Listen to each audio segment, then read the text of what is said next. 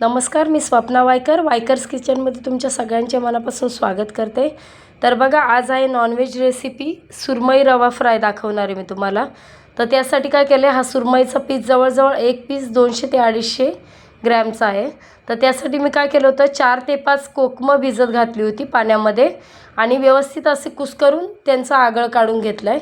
तर कोकमाचा आगळ टाकायचं आहे, त्याच्यावर मिरची पावडर टाकायची आहे। थोडीशी मी काश्मीरी मिरची पावडर पण याच्यामध्ये वापरलेली, साधारण पाव चमचा, अर्धा ते पाऊण चमचा लाल मिरची पावडर, अर्धा ते पाऊण चमचा गरम मसाला टाकलेला आहे जो घरगुती मी बनवला आहे तो, थोडीशी हळद टाकायची पाव चमचा, चवीनुसार मीठ टाकून घ्यायचे आणि व्यवस्थित असं दोन्ही बाजूनं मॅरिनेशन करून ठेवायचे।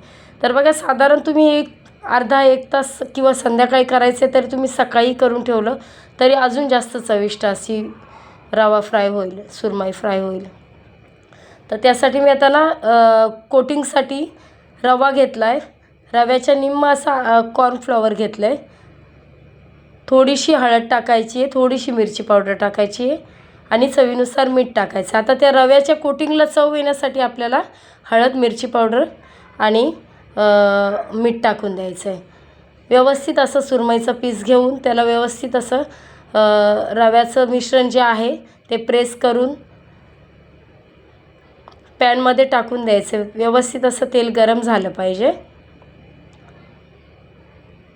जवळजवळ 3 ते 4 मिनिट गेल्यानंतर, कारण सुरमईचा पीस हा बराच मोठा असल्याकारणाने त्याला शिजायला वेळ गेला, 3 ते 4 मिनिट गेल्यानंतर पलटी मारून सुरमई रेडी झालेली आहे, काढून घ्यायची आहे आणि कुरकुरीत अशी ही सुरमई फ्राय तयार आहे।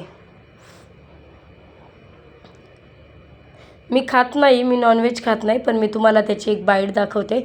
बघा, आतून किती ताजा मासा आहे हा, व्यवस्थित असा अगदी पांढरा दिसतोय। तर रेसिपीला आवडल्यास लाईक, शेअर, सबस्क्राईब करायला विसरू नका।